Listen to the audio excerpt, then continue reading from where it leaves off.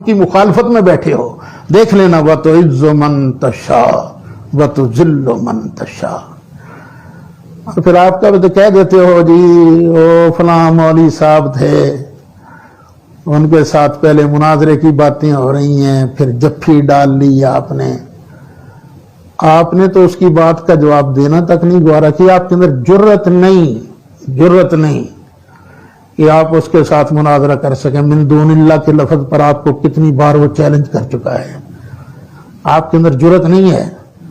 آپ کی وجہ سے تو ہمیں شرمندگی کا سامنا کرنا پڑتا ہے کہ پتہ ہے اس نے آپ کو یہ بھی چیلنج کیا تھا کہ تو اپنے اعلی حضرت پر میرے ساتھ مناظرہ کر، میں پتہ نہیں 100 اور کتنی وجوہ کے ساتھ تیرے اعلی حضرت کا کفر ثابت کروں گا، یہاں تک اس نے چیلنج کیا۔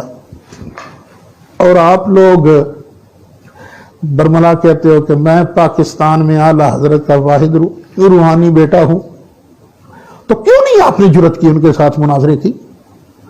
ہمارے ساتھ بھی انہوں نے بات کی تھی، تو الحمدللہ اللہ تعالیٰ نے ہمیں طریقہ سمجھایا کہ ہم نے اس بات کو کیسے ہینڈل کرنا ہے۔